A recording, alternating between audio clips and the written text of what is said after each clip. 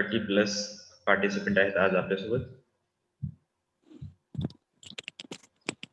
Screen sharing करतो.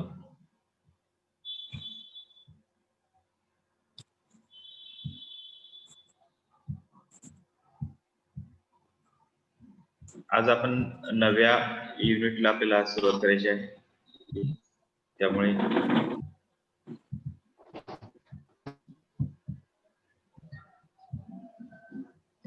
Just आपण एकदा 2 मिनिटं ओव्हरलुक करूया आपल्या सिलेबस वरती.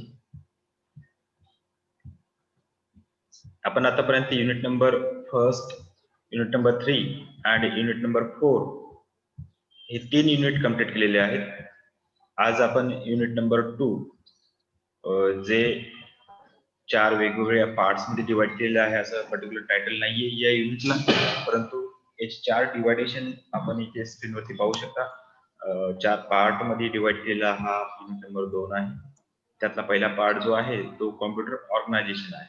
कॉम्प्युटर ऑर्गनायझेशन मध्ये computer block diagram, input unit and output unit या 3 कंटेंट्सला आपल्याला डिटेल मध्ये स्टडी करायचे आहे.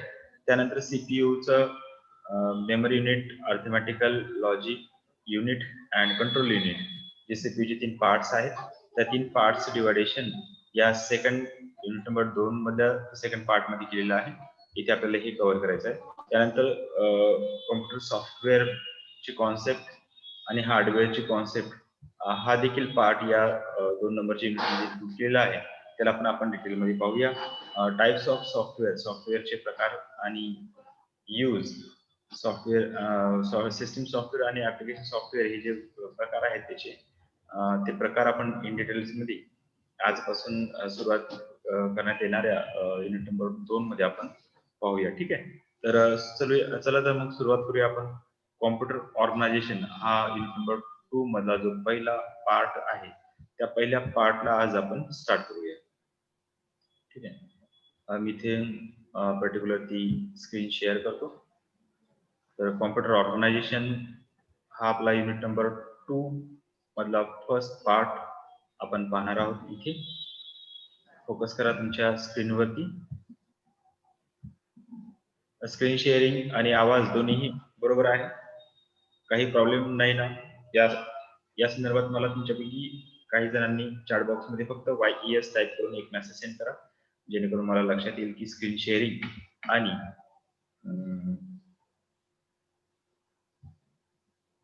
आवाज ओके आहे. ठीक आहे, ठीक आहे, चला स्टार्ट करूया. कॉम्प्युटर ब्लॉक डायग्रामला समजण्यापूर्वी आपण काय करूया, एक चार्टच्या माध्यमातून याचं जे क्लासिफिकेशन आहे, याचे जे कंपोनंट्स आहेत, याचे जे एलिमेंट्स आहेत, एखाद्या कॉम्प्युटर सिस्टीमचे पार्ट्स किती असू शकतात. आता हा जो पार्ट करण्याचा जो आपला व्ह्यू आहे, हा व्ह्यू आहे कॉम्प्युटर ब्लॉक डायग्रामचा.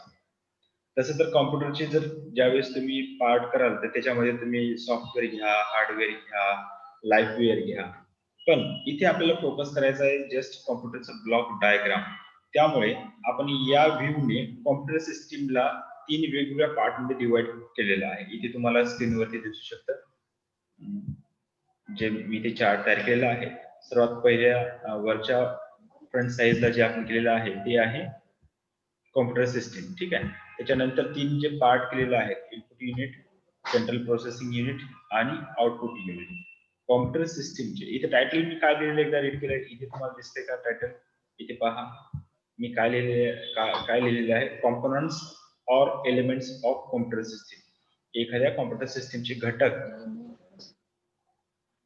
किंवा कॉम्पोनंट्स किंवा एलिमेंट्स या शब्दाचा अर्थ काय होतो? घटक. ओके, याच टायटलला दुसऱ्या अँगलने आपण असं म्हणू शकता, parts of computer block diagram. एखाद्या कॉम्प्युटर ब्लॉक डायग्रामचे जे पार्ट्स आहेत ते पार्ट्स किती असतात? ऍक्च्युली कॉम्प्युटरचे डाटा ट्रान्सफर करण्याची आणि अदर पेरिफेरल डिव्हाइसेस म्हणा किंवा इंटरनल सीपीयूच्या आतमध्ये जे काही इलेक्ट्रॉनिक डिव्हाइसेस आहेत त्यांची परस्परांची ऍक्ट करण्याची किंवा कार्य करण्याची जी पद्धती आहे त्याच्या संदर्भात आणि डाटा ट्रान्सफरिंगच्या संदर्भात आपल्याला कॉम्प्युटर ब्लॉक डायग्राम जी आहे ती खूप काही क्लेरिफाय करून जाते की कॉम्प्युटर कशा पद्धतीने डाटा ऍक्सेप्ट करतो, कशा पद्धतीने प्रोसेस करतो आणि कशा पद्धतीने तो आउटपुट करतो.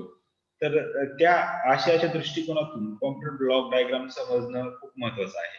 पण आपण अजूनही कॉम्प्युटरची जी बेस डायग्राम जी आहे तिला अजूनही आपण पाहत नाहीत. पण त्याच्यापूर्वी ती डायग्राम समजून घेण्याच्या पूर्वी त्याच्या अँगलने असणारे सर्व पॉइंट्स आपण अगोदर कव्हर करून घेऊया.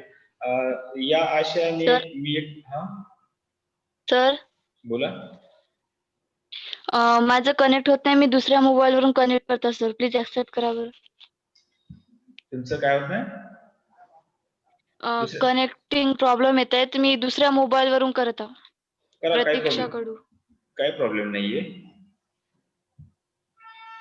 ठीक आहे, मी सर्वांनाच इथे ऍडमिट केलेलंच आहे.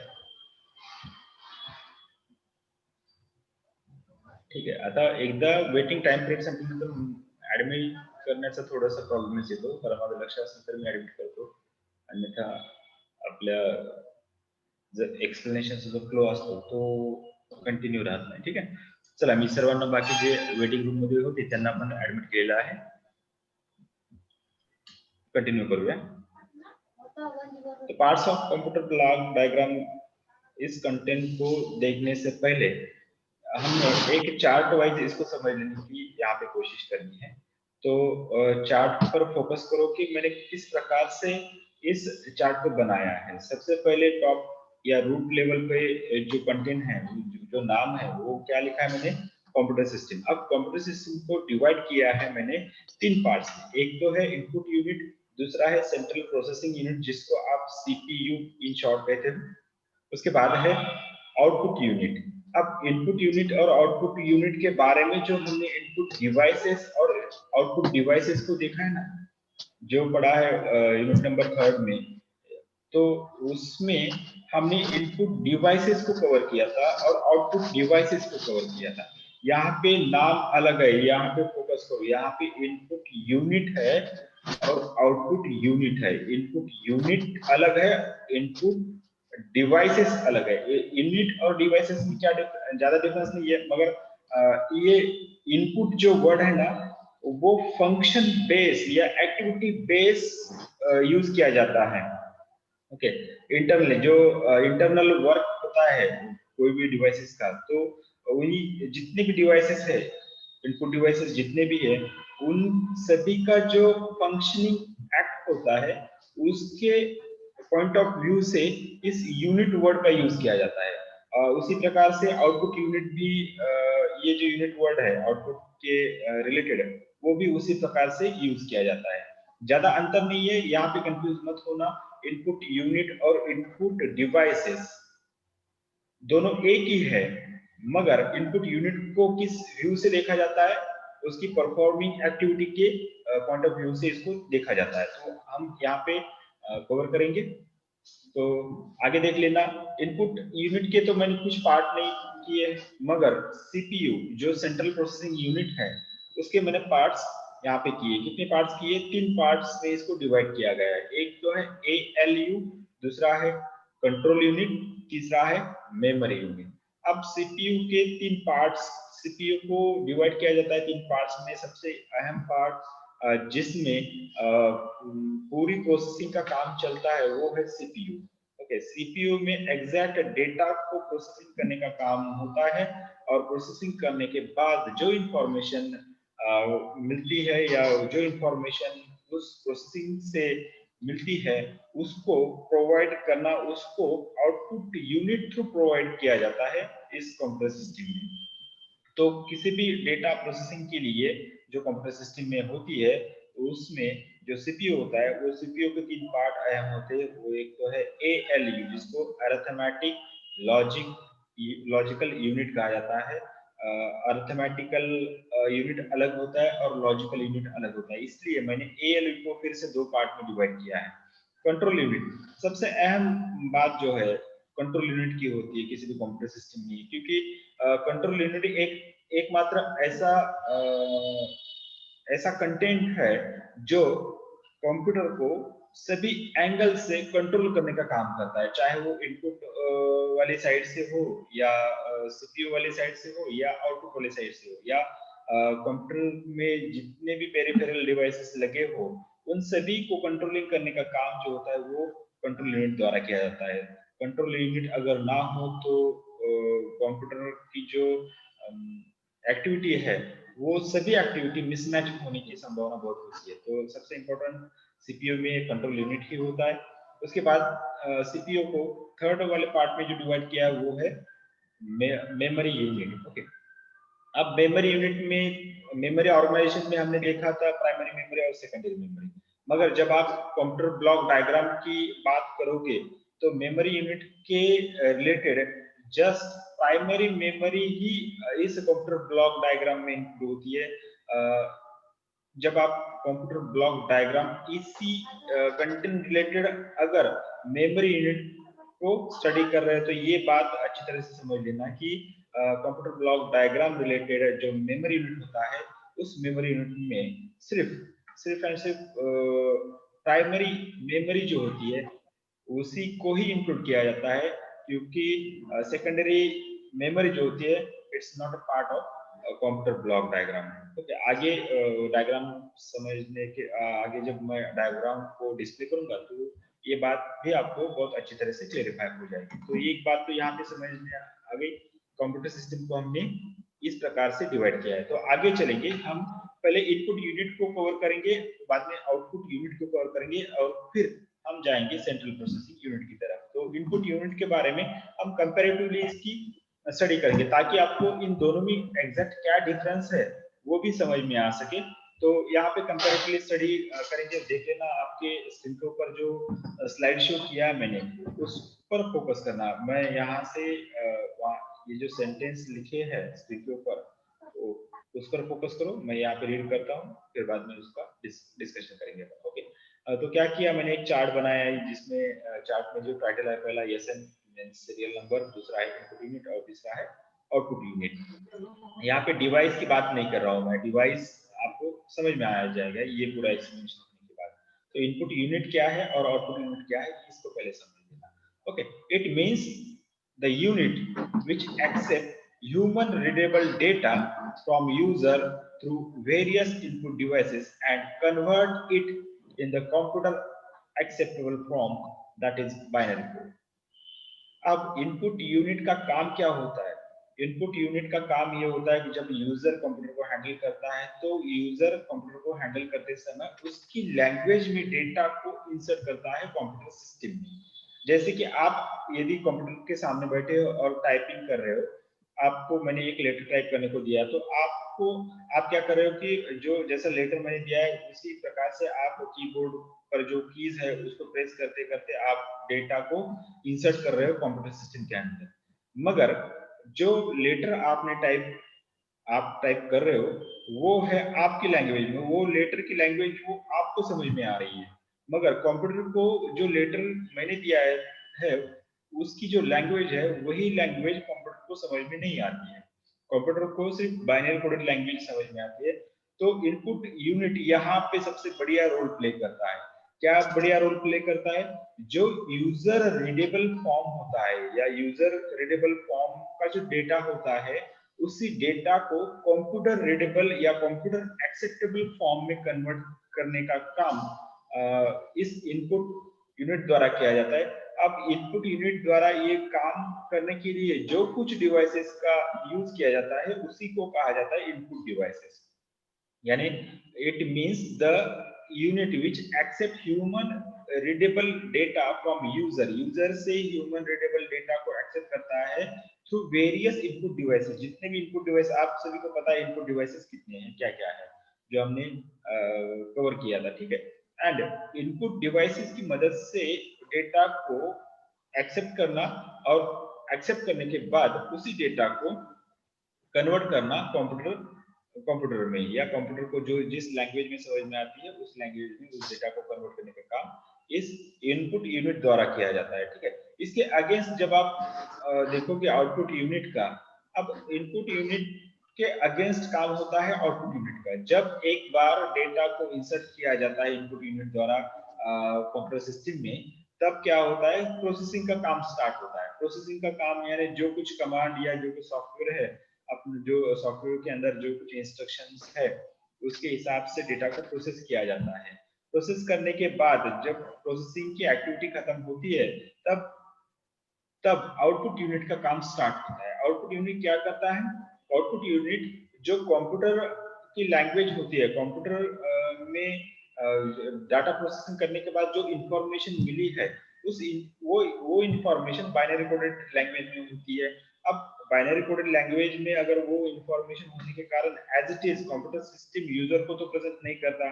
अगर यूजर को प्रेजेंट किया एज इट इज जो रिजल्ट प्रोसेसिंग से निकले हैं, तब क्या होगा, यूजर को वो जो लैंग्वेज में कंप्यूटर ने एज इट इज प्रेजेंट किया है, तो वो समझ में नहीं आएगा। तो यहाँ पे आउटपुट यूनिट बहुत बढ़िया रोल प्ले करता है। यहाँ पे आउटपुट यूनिट क्या करता है, उस प्रोसेसिंग इंफॉर्मेशन, जो प्रोसेसिंग करने के बाद जो इंफॉर्मेशन सामने आई है, उस इंफॉर्मेशन को बाइनरी कोडेड से कन्वर्ट करता है यूजर रीडेबल फॉर्म में। जो यूजर को जो लैंग्वेज समझ में आती है, या कंप्यूटर सिस्टम में जो लैंग्वेज है, जनरली इंग्लिश ही लैंग्वेज होती है, तो उसमें ही कन्वर्ट किया जाता है। अगर मराठी है तो मराठी में ही कन्वर्ट किया जाता है। जो यूजर की लैंग्वेज है, जो यूजर कंप्यूटर सिस्टम में लैंग्वेज यूज कर रहा है, उसी लैंग्वेज में उस प्रोसेस्ड डेटा को, यानी उस इंफॉर्मेशन को कन्वर्ट किया जाता है यूजर के लिए। वही बात मैंने इस पहले वाले कंटेंट में लिखी। It means the unit which accept computer readable information, that is binary coded, from computer through various output devices and convert it in the human readable form या user readable form। okay. अब ये जो process होती है ना, input unit की और system के बीच में जो प्रोसेस होती है, उसी प्रोसेस को कहा जाता है इनपुट इंटरफेस। ओके, नेक्स्ट वाला पॉइंट जो कहा है देख लेना कि the process of data transformation by input unit is called input interface. Input interface क्या है, किसको कहेंगे? Input interface, it is a process, it is a activity of data transformation. Okay, data transformation कहां से कहां तक? ओके, बाय इनपुट यूनिट्स, जो input unit user से कंप्यूटर सिस्टम तक जो डाटा ट्रांसफरिंग का एक्ट होता है, प्रोसेस होती है, उसी ही प्रोसेस को ही इनपुट इंटरफेस कहा जाता है। इसके against the process of data transformation by output unit is called output interface. अब इसी प्रोसेस को इनपुट यूनिट द्वारा जो प्रोसेस की जाती है ना, उसी प्रोसेस को आउट इनपुट यूनिट कहा जाता है, और आउटपुट यूनिट से जो प्रोसेस की जाती है उसको कहा जाता है आउटपुट इंटरफेस। दोनों में ज्यादा कोई डिफरेंस नहीं है, सिर्फ प्रोसेस का नाम यहाँ पे इनपुट किया है। ओके, अब फाइनली थर्ड वाला पॉइंट देखेंगे। It converts data into binary codes.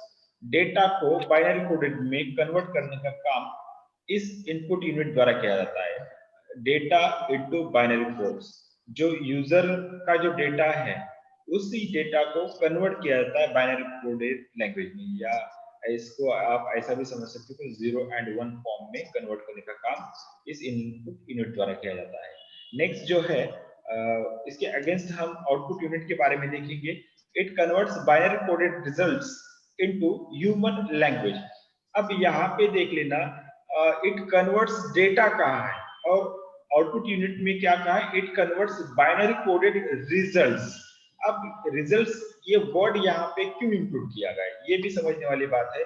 यहाँ पे डेटा ये वर्ड क्यों है, और आउटपुट यूनिट में रिजल्ट ये वर्ड क्यों है? क्योंकि इंफॉर्मेशन और डेटा को समझना, सबसे पहले आपको ये करना पड़ेगा, इन दोनों कॉन्सेप्ट में क्या डिफरेंस है वो समझना पड़ेगा। डेटा और इंफॉर्मेशन में क्या फर्क है, जो लास्ट लेक्चर में एक सर ने आपको बताया होगा, मैं प्रोग्राम देख रहा था तो वही वो इसी टॉपिक पे बात कर रहे थे, जो अपना दीक्षारंभ प्रोग्राम था उसमें। तो उन्होंने बताया था डेटा एंड इंफॉर्मेशन में क्या डिफरेंस है। तो डेटा क्या होता है? एक फैक्ट होता है, कोई भी फिगर होती है, मगर उस फैक्ट और फिगर को या टेक्स्ट को इंफॉर्मेशन कब कहोगे? जब वो डेटा प्रोसेसिंग करने के बाद जो रिजल्ट में कन्वर्ट होता है, उसी रिजल्ट को या उसी आउटपुट को कहा जाता है इंफॉर्मेशन। तो यहाँ पे आउटपुट यूनिट में यहाँ पे डेटा वर्ड नहीं लिखा है मैंने, यहाँ पे डेटा वर्ड अगर लिखते हो तो थोड़ा सा मीनिंग उसका अलग हो जाएगा। यहाँ पे एक तो आपको रिजल्ट लिखना पड़ेगा, एक तो अपने आपको इंफॉर्मेशन ये वर्ड लिखना पड़ेगा। क्यों? क्योंकि it converts binary coded. Computer CPU में प्रोसेसिंग होने के बाद अब इंसर्ट करते समय तो आप डेटा को इंसर्ट करते हो इनपुट यूनिट द्वारा, मगर सीपीयू प्रोसेसिंग करने के बाद जो आउटपुट बाहर भेजता है या प्रोवाइड करता है, तो वो डेटा प्रोवाइड नहीं करता, वो डेटा सेंड नहीं करता, वो इंफॉर्मेशन सेंड करता है। क्यों इंफॉर्मेशन सेंड करता है? क्योंकि after completing the data processing, इसके कारण ही हम यहाँ पे इंफॉर्मेशन ये वर्ड यूज कर सकते हैं, अदरवाइज यहाँ पे रिजल्ट ये वर्ड इस सेंटेंस में यूज कर सकते हैं। Okay, it converts binary coded results into human language. Next जाएंगे, नेक्स्ट वाली स्लाइड पे जाएंगे हम। उससे पहले बाकी लोगों को यहाँ पे ऐड कर देता हूँ।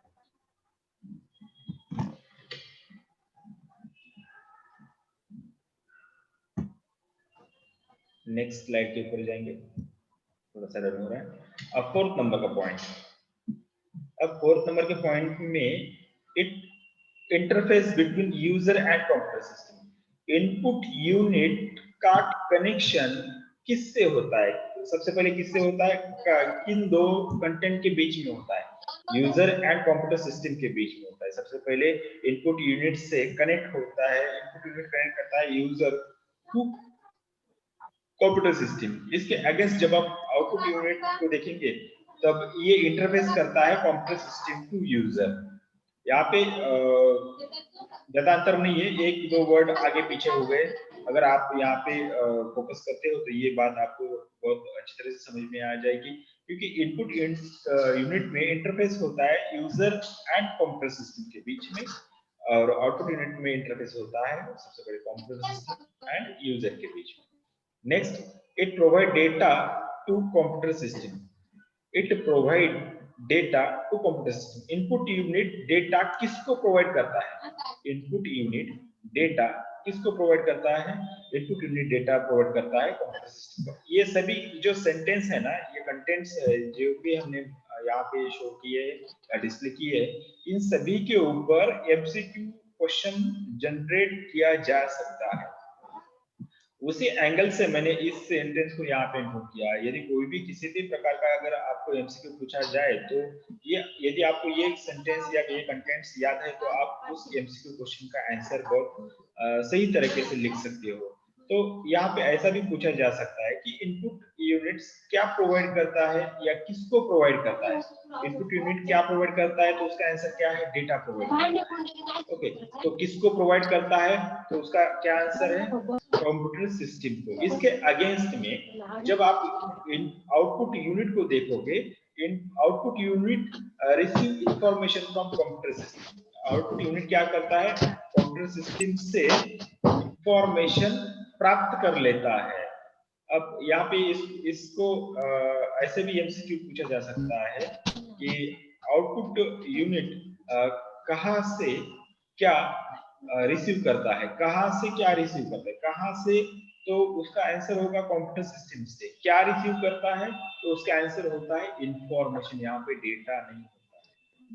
ये बात आपको याद रखनी है। ओके, तो नेक्स्ट वाला कंटेंट पे जाएंगे 6 नंबर पे। यहाँ पे फंक्शन, अब फंक्शन को देखोगे, अब सब जितने भी इनपुट डिवाइसेस है, अब मैं बात कर रहा हूँ इनपुट डिवाइसेस की, इनपुट यूनिट की नहीं है, समझ लेना। इनपुट जितने भी इनपुट डिवाइसेस है उन सभी का काम जो होता है, इंटरनली एक्ट जो होता है, वर्किंग जो होती है वो सेम होती है, मगर डिवाइसेस की साइज, कैपेसिटी, उसका परफॉर्मेंस अलग अलग होता है। मगर सभी का काम करने का जो तरीका होता है या काम करने का जो ऑब्जेक्ट होता है वो सेम ही होता है। इसी को इनपुट यूनिट कहा जाता है। अब डिवाइसेस की जब आप बात करोगे तो हर एक डिवाइसेस अलग है, उसकी साइज अलग है, उसका कलर अलग है, उसकी कैपेसिटी अलग है, उसका थिकनेस अलग है, सब अलग अलग है। मगर जो ऑब्जेक्ट जो है, सभी डिवाइसेस का ऑब्जेक्ट क्या है? डेटा को ट्रांसफर करना from user to computer system. तो इसके सभी जो इनपुट डिवाइसेस है, इन सभी का जो काम करने का तरीका है उसको हम कहेंगे इनपुट यूनिट के फंक्शन। तो इनपुट यूनिट क्या फंक्शन करता है? तो सबसे पहले फंक्शन करता है वो डेटा को एक्सेप्ट करता है फ्रॉम यूजर। उसके अगेंस्ट जब आप यहाँ पे देखोगे आउटपुट यूनिट के कॉलम में, तो इसका पहला फंक्शन क्या है? Accept binary coded information from computer system. ये भी एक्सेप्ट करता है और ये भी एक्सेप्ट करता है। ये इनपुट यूनिट एक्सेप्ट करता है यूजर से, आउटपुट यूनिट एक्सेप्ट करता है कंप्यूटर सिस्टम से। ओके, दूसरा जो वर्क है इनपुट यूनिट का, जो दूसरा वर्क या फंक्शन जो है, it converts data into binary codes. Input unit data को कन्वर्ट करता है बाइनरी कोड्स में, जो यूजर की लैंग्वेज है उसी लैंग्वेज को कन्वर्ट करता है बाइनरी कोड्स में। उसके अगेंस्ट जब आप देखोगे आउटपुट यूनिट का जो सेकंड फंक्शन है, उसमें हमने क्या लिखा है? It converts information into human language. जो आउटपुट यूनिट, जितने भी आउटपुट यूनिट्स है, वो सभी काम करते हैं, क्या काम करते हैं? डेटा को कन्वर्ट करने का काम करते हैं, सॉरी इंफॉर्मेशन को कन्वर्ट करने का काम करते हैं, किसमें? इनटू ह्यूमन लैंग्वेज में। ओके, नेक्स्ट जो थर्ड फंक्शन है इनपुट यूनिट का function, it coded the data. अब डेटा को कोडेड करना और डेटा को डीकोडेड करना, ये दो एक्टिविटी इन दोनों यूनिट के द्वारा की जाती है। डेटा कोडेड करना, कोडेड करना मीन्स एक डेटा को किसी कोड में बांधना या किसी कोड में फिक्स करना। तो इनपुट यूनिट क्या करता है? बाइनरी कोडेड में डेटा को कोडेड करने का काम करता है इनपुट यूनिट। और आउटपुट यूनिट की जब आप बात करोगे तब वो क्या करता है? जो कोडेड डेटा है उसको डिकोड करने का काम करता है। जो ऑलरेडी कोडेड डेटा है या कोडेड इंफॉर्मेशन जो है, उसको डिकोड करने का काम आउटपुट यूनिट द्वारा किया जाता है। नेक्स्ट फोर्थ नंबर का जो फंक्शन है उस पर फोकस करो। सप्लाइज द कोडेड और converted data to the primary storage unit. अब इनपुट यूनिट का सबसे काम, इंपोर्टेंट काम जो है, ये यहाँ पे आपको देखने को मिलेगा। जब it supplies means input unit supplies the coded और converted data to the primary storage unit. अब जब इनपुट यूनिट यूजर का जो डेटा होता है, जो कंप्यूटर एक्सेप्टेबल फॉर्म में या लैंग्वेज में कन्वर्ट करने के बाद सबसे पहले इनपुट यूनिट कहाँ पर या किसको डेटा को सेंड कर देता है या किसको सप्लाई कर देता है, तो उसका आंसर है सबसे पहले प्राइमरी स्टोरेज यूनिट को वो डेटा भेज देता है, प्राइमरी स्टोरेज यूनिट को। अभी इन डिटेल में अगर आपको एमसीक्यू पूछा जाए तो यहाँ पे आप इसको ऐसा कह सकते हो कि जब इनपुट यूनिट कन्वर्टेड डेटा जो होता है या कोडेड डेटा जो होता है, उसको कहाँ कहाँ या किसको सप्लाई करता है, तो उसका आंसर है प्राइमरी स्टोरेज यूनिट को। जो हमने सीपीयू के जो तीन पार्ट देखे थे, एएलयू, सीयू और मेमोरी यूनिट। मेमोरी यूनिट में सिर्फ प्राइमरी स्टोरेज यूनिट को कवर किया जाता है। तो इसी प्राइमरी स्टोरेज यूनिट में input unit to primary storage unit, यहाँ पे कनेक्शन आपको देखने को मिलेगा। यहाँ पे कनेक्शन है, ये बात आपको समझ में आएगी। ठीक है, तो नेक्स्ट हम इसके अगेंस्ट में देखेंगे आउटपुट यूनिट के बारे में। सप्लाइज द कोडेड और converted information to the user.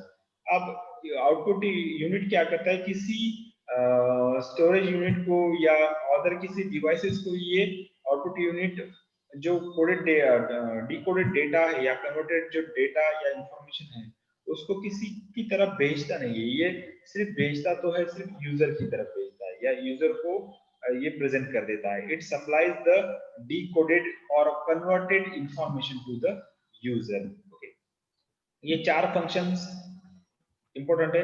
अब यहाँ पे जो हमने कंपैरेटिवली इसकी स्टडी की है या इसको जो डिस्कशन किया है, अब एग्जाम में तो आपको ऐसा क्वेश्चन नहीं आएगा। आपको पूछा जाएगा व्हाट इज इनपुट यूनिट। तब अगर ऐसा क्वेश्चन आता है तो आपको ये जो मैंने कंटेंट्स लिखे हैं 1 से लेके 6 तक, आगे भी एक कंटेंट है, ये सभी मैटर जो है आपको एक पेज में लिखना है या एक ही साथ लिखना है। क्योंकि ये कंपैरिजन मैंने अच्छी तरह से समझने के लिए यहाँ पे दिखाया है। अगर आपको क्वेश्चन एग्जाम में क्वेश्चन आता है इनपुट यूनिट के बारे में, तो इनपुट यूनिट में जो जितने भी पॉइंट्स हमने यहाँ पे कवर किए वो सब आप एक साथ लिख सकते हो। अदरवाइज अगर आपको एग्जाम में क्वेश्चन आता है आउटपुट यूनिट के बारे में, तब आप क्या कर सकते हो, ये जो आउटपुट यूनिट के जो पॉइंट्स हमने कवर किए यहाँ पे, ये सभी आप एक साथ लिख सकते हो। अगर डिफरेंस पूछा जाए, what is the difference between input and output unit, तब आप यही एज इट इज डिफरेंस वहां पे मेंशन कर सकते हो। नेक्स्ट हम जाएंगे जो 7 नंबर का जो पॉइंट है। अब इनपुट यूनिट कैसे वर्क करता है, किसके थ्रू वर्क करता है, इसका आंसर आपको इस पॉइंट में मिलेगा। It works with following devices. Input unit जो वर्क करता है, तो वर्क करने के लिए वो कौन से किस प्रकार के डिवाइसेस यूज करता है, तो यहाँ पे आप देख सकते हो सभी इनपुट डिवाइसेस को हमने यहाँ पे इनपुट किया है। सबसे पहले जो इनपुट डिवाइस है वो कीबोर्ड, उसके बाद माउस, उसके बाद ट्रैक बॉल, नेक्स्ट है जॉयस्टिक, नेक्स्ट है electronic paid, scanner, digital video camera, otherwise digital camera, microphone हो या साउंड कार्ड हो, ये सभी क्या है, ये सभी इनपुट डिवाइसेस है। अब ये जितने भी इनपुट डिवाइसेस है, इनका जो प्राइमरी काम जो होता है, प्राइमरी जो फंक्शन होता है, इन सभी का प्राइमरी फंक्शन क्या है, ये जो 4 फंक्शन हमने यहाँ पे देखे हैं, वो सभी डिवाइसेस यही बेसिक काम करते हैं। तो क्या है, इन बेसिक फंक्शन जो है इन सभी का यही है। अब इसके अगेंस्ट में जो आउटपुट डिवाइसेस देखे हैं हमने, क्या है, it works with following devices. इसमें हमने मॉनिटर को कवर किया है, प्रोजेक्टर को कवर किया है और प्रिंटर को कवर किया है। अब ये तीनों ही क्या है, एज आउटपुट डिवाइसेस है। अब ये तीनों का हर एक का काम अलग अलग है, हर एक काम अलग अलग करता है, मगर यूनिक तीनों का मिला के एक यूनिक काम क्या है, जो यूनिक काम हमने इससे पहले वाली स्लाइड में देखा था, आउटपुट यूनिट के फंक्शन। इन तीनों का जो मॉनिटर, प्रोजेक्टर और प्रिंटर है ना, वो सभी क्या काम करते हैं, वो उनका बेसिक तो काम यही है। जो यहाँ पे 4 हमने फंक्शंस को इनपुट किया है, ये सभी बेसिक वर्क जो है वो आउटपुट यूनिट द्वारा किया जाता है। ज्यादा डिफरेंस नहीं है। Input devices as electronic part के पॉइंट ऑफ व्यू से हम इसको डिवाइसेस कहेंगे, अदरवाइज हम फंक्शनिंग पॉइंट ऑफ व्यू से इसको हम इनपुट यूनिट और आउटपुट यूनिट कहेंगे। ओके, तो यहाँ तक तो आपको समझ में आया होगा कि इनपुट डिवाइसेस एक्चुअल में करता क्या है, इनपुट यूनिट क्या है। ओके, तो एक एंगल से इनपुट यूनिट इंसर्ट करना और आउटपुट यूनिट क्या करना, एग्जिट करना। एक इंटर का काम करता है और दूसरा एग्जिट का काम करता है, मगर बीच में जो प्रोसेसिंग होती है सीपीयू में, तो उसको हम कल कवर करेंगे। टाइम कम होने के कारण आज हम इसको सीपीयू को आज कवर नहीं कर सकेंगे, तो कल हम सीपीयू को कवर करेंगे। सीपीयू में जो पार्ट्स है, पीएलयू, कंट्रोल यूनिट और मेमोरी यूनिट, ये स्टेप बाय स्टेप इसको कवर करेंगे। यहाँ पे आपको सीपीयू का फुल फॉर्म एमसीक्यू के लिए याद रखना है। सीपीयू का फुल फॉर्म क्या है, एएलयू का फुल फॉर्म क्या है, सीयू का फुल फॉर्म क्या है, ये यहाँ पे आपको एमसीक्यू हर बार पूछा जाता है, आने वाले एग्जाम में भी पूछा जा सकता है। सेंट्रल सीपीयू का फुल फॉर्म क्या है, सीयू का फुल फॉर्म क्या है और एएलयू का फुल फॉर्म क्या है, इस पर फोकस करना। ठीक है, 1 मिनट बचा है, तो हम कल ऑन टाइम मिलेंगे नेक्स्ट कंटेंट लेके। उससे पहले मैं आपको यहाँ पे प्रेजेंट ही लगाता हूँ। मेरे अबाउट 33 पार्टिसिपेंट्स आज हमारे साथ हैं। जिन लोगों ने ज्वाइन करते समय सिर्फ मोबाइल का जो मॉडल नंबर यहाँ पे दिखाई देता है ना, वो अपना नाम लिखा करो, क्योंकि यहाँ पे आपकी अटेंडेंस नहीं लगती है। ये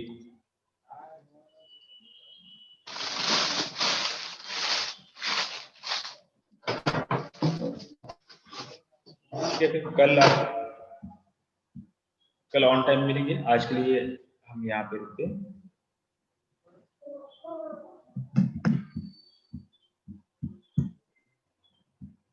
कल तक जितना हमारा सिलेबस कवर हमने किया है उसके बारे में सभी PPTs as a PDF form में मैंने आपके ग्रुप के ऊपर सेंड की है। कल भी मैंने एक पीपीटी पीडीएफ फॉर्म में सेंड की थी।